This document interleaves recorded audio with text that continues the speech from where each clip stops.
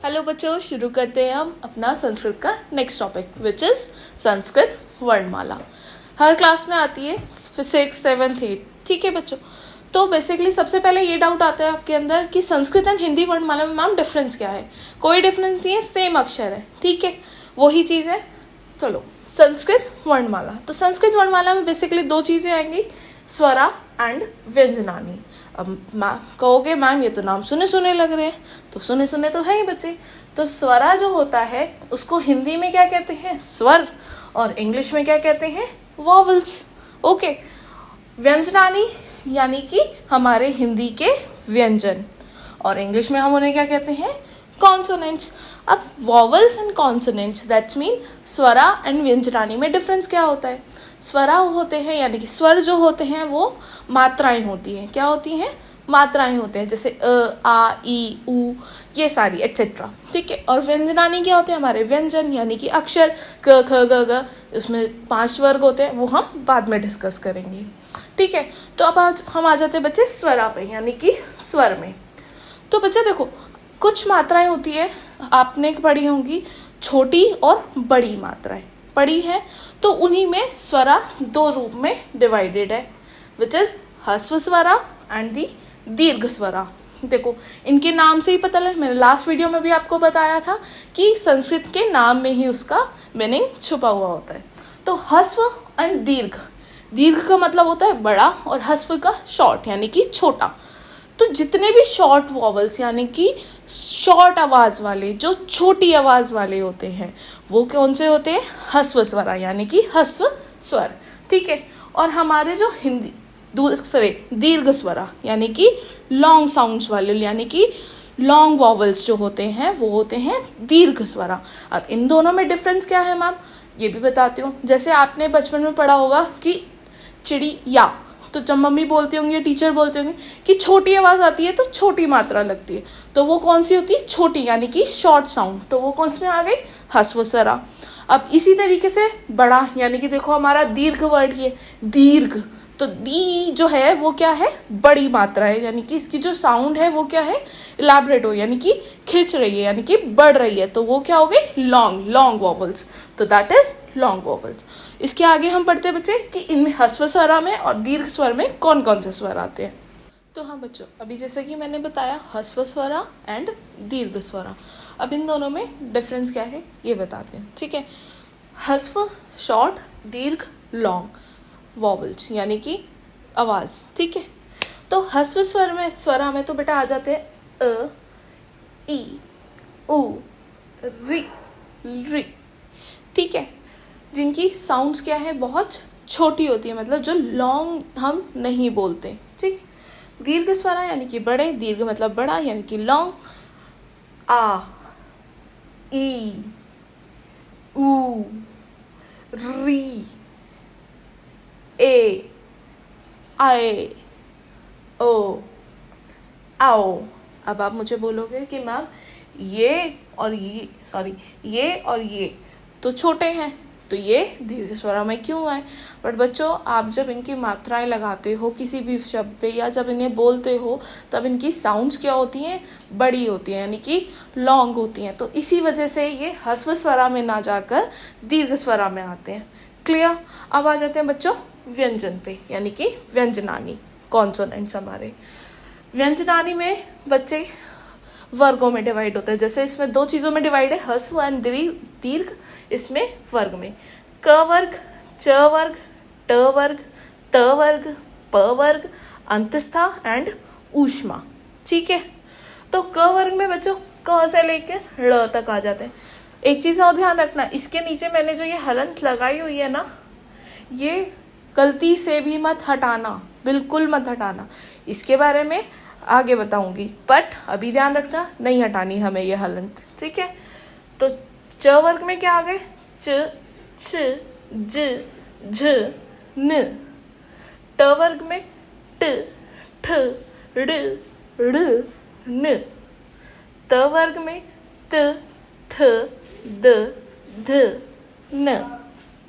प वर्ग में प, फ, ब, भ, म। अंतस्था य, र, ल, व और ऊष्मा श स स ह। ठीक है, अब इसमें व्यंजन में बच्चे एक चीज और आ जाती है, संयुक्त व्यंजनी। संयुक्त मतलब क्या होता है बच्चे, जुड़े हुए, जो दो व्यंजन यानी कि दो अक्षर से मिलकर बनते हैं। ठीक है, संयुक्त मतलब जोड़ना। क्लियर है? जैसे कि हमारा कश, कक्षा, तो जब कक्षा बोलते हो तो क बोलते हो ना, तो कक्षा कैसे लिखते हैं हम, क और श, तो ये क्या आ जाता है, कश। तो इसकी साउंड क्या होती है, कश। तो ये क्या है, दो व्यंजन से मिलकर बना है। श, तो क्या आ गया, क जमा, क के नीचे हलंत है, ध्यान रखना, श और अ। अब आप बोलोगे मैम यहाँ पे अ कहाँ से आ गया, है ना, बताती हूँ अभी, वेट करो। त्र, त जमा र, हलंत है और साथ में अ है, ध्यान रखना। ज्ञ, ज जमा न जमा अ, क्या बनता है, ज्ञ। तो हमारे संयुक्त व्यंजनानी क्ष त्र ज्ञ, व्यंजनानी के वर्ग क वर्ग, च वर्ग, ट वर्ग, त वर्ग, प वर्ग, अंतस्था एंड ऊष्मा। ठीक है, इसी तरीके से स्वरा, दीर्घ स्वरा एंड ह्रस्व स्वरा। क्लियर हो गया इतना बच्चों? अब आगे बढ़ते हैं। अब मैं बताती हूँ आपको ये हलंत और साथ में स्वर क्यों लगाए। ठीक है, जैसे मैंने अभी आपको बताया कि वो हलंत और जो मैंने साथ में अ लगाया था वो बहुत ज़रूरी है। तो वो क्यों ज़रूरी है बच्चों? पहली चीज़ ये समझो, जो हमारे स्वर होते हैं वो क्या होते हैं, इंडिपेंडेंट होते हैं, यानी कि उनको किसी भी चीज़ की या किसी भी अक्षर की साथ में ज़रूरत नहीं होती, क्योंकि वो खुद ही मात्राएं होती हैं। ठीक है, बट हमारे जो व्यंजन होते हैं वो क्या होते हैं बेटा, डिपेंड होते हैं। किस पर डिपेंड होते हैं? अपने साथी पे, यानी कि अपने स्वर पे। ठीक, कैसे होते हैं मैम? क्योंकि उनकी जो साउंड्स होती हैं वो बिना स्वर के नहीं बोली जाती। जैसे कि आप अब देखो, आप क बोलो, जब आप क भी बोल रहे हो तो क के साथ क्या आ रहा है बच्चे, अ की साउंड आ रही है। तो जब आधा अक्षर बोलते हैं, जब हम आधा अक्षर बोलते हैं, यानी कि जैसे हम लिखते हैं आधा क, तो इसके साथ अ नहीं होता। यानी कि सिंपल सी चीज़ है, जो व्यंजन होते हैं वो स्वर के ऊपर डिपेंड होते हैं, यानी कि स्वर इंडिपेंडेंट नहीं होते। ठीक है, तो जब स्वर व्यंजन जो होते हैं वो इंडिपेंडेंट नहीं होते, तो आप सबसे पहले एक चीज़ समझो कि जब ये क लिखोगे आप, तो जो ये क लिखोगे, अगर इसको मैं लिखती हूँ सिर्फ ये, इसका अगर मेरे को एलैबोरेट करके यानी कि विच्छेद करके लिखना है, इसको खोल कर लिखना है, तो ये रहेगा इनकम्प्लीट। ये मैम कर देंगी आपका गलत। बहुत सिंपल सी चीज़ है। ठीक है, तो इसको भाई मैम अब कंप्लीट कैसे करें? ठीक, तो जब क के नीचे मैंने हलंत लगाई, क्या लगाई, हलंत लगाई, यानी कि ये शब्द क्या है, ये अक्षर क्या है, आधा है, तो क जमा अ, तब जाके बच्चों बनेगा क, प्रॉपर क। ऐसे ही प ले लेते हैं, प जमा, प के नीचे हलंत जमा अ, तब जाके बनेगा प। अब जैसे ट है, तो ट के ऊपर मैं लगा देती हूँ बड़ी की मात्रा। ठीक है, अब आप कहोगे कि मैम ये तो बड़ी की मात्रा हो गई, तो ट जमा अ जमा बड़ी की मात्रा है तो बड़ी ही लिख दिया मैंने। नहीं, बिल्कुल नहीं होगा, क्योंकि बच्चों अगर जब डिपेंड है तो वो सिर्फ एक ही मात्रा पे तो डिपेंड है। अ की मात्रा तो यहाँ पे ज़रूरत ही नहीं है, वो तो बेफालतू में घुस गई यहाँ पर। तो यहाँ पर सिर्फ एक मात्रा पे डिपेंड है, वो यानी कि बड़ी की मात्रा पे। तो ये पूरा प्रॉपर्ली क्या होगा बच्चा, ट हलन जमा बड़ी ई। ठीक है, इसी तरीके से न के ऊपर अगर हम ई की मात्रा लगा देते हैं तो क्या बनेगा, न हलंत जमा ए। ठीक है, तो इतना समझ आ गया कि व्यंजन जो होते हैं वो स्वर के ऊपर डिपेंड होते हैं और स्वर जो होते हैं व्यंजन के ऊपर डिपेंड नहीं होते। ठीक है, अगर हम अब कुछ वर्ड्स ले लेते हैं, जैसे कि लास्ट हमने वर्ड लिया था कक्षा। ठीक है,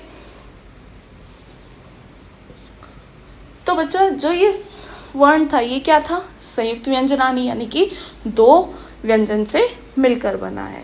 तो इसका क्या बनेगा बच्चों, देखो सबसे पहले अलग अलग कर लो, कुछ नहीं करना, सबसे पहले अलग अलग कर लो।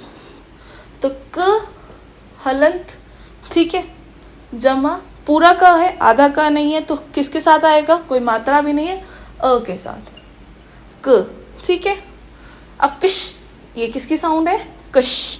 तो कश की साउंड मैंने आपको बताई थी, क हलंत जमा श जमा। अब मुझे यहाँ पे बताओ कि यहाँ पे बड़ा आ है, ठीक है, तो अ तो आएगा नहीं, तो क्या आएगा, बड़ा आ। क्या आएगा बच्चों, बड़ा आ। तो ये क्या बन गया, वर्ण विच्छेद, यानी कि एक शब्द को खोल कर लिखने का संस्कृत में और चाहे हिंदी में तरीका। ठीक है बच्चों, नेक्स्ट वर्ड ले लेते हैं, जैसे कि हम ले लेते हैं परी ले लेते हैं, चलो ठीक है। जब हमने परी लिया तो परी को इलैबोरेट करो। प जमा हलंत नहीं बोलनी क्योंकि पूरा प है, ठीक है। प जमा अ जमा र के नीचे भी क्या आएगा, हलंत, जमा बड़ी पर। ठीक है बच्चों, इतना सा हो गया। अब देखते हैं जब शब्द यानी कि जो अक्षर हो आधे हों, जैसे काव्य, काव्य ले लेते हैं, काव्य, ठीक है। तो क क्या है, पूरा है और अ की मात्रा के साथ है, तो हमें सिंपल से पता है, क जमा आ, ठीक है, तो का बन गया ये। अब व, जो व है वो क्या है बच्चों, आधा है, यानी कि इसने किसी भी स्वर की डिपेंडेंसी नहीं ली, वो किसी भी स्वर के ऊपर डिपेंड नहीं है। तो व जो हो जाएगा वो बेटा सिर्फ व के साथ हलंत, इसके आगे कोई भी स्वर इसने डिपेंड हुआ ही नहीं है, तो वो क्यों लेगा। तो व जमा य ने अब डिपेंडेंसी ली है क्योंकि वो पूरा है, तो य जमा अ, तो ये क्या बन गया, काव्य। तो बच्चों संस्कृत वर्णमाला में सिर्फ इतना ही। नेक्स्ट वीडियो हमारी संस्कृत की ग्रामर पर होगी, तो ज़रूर देखना। Bye bye.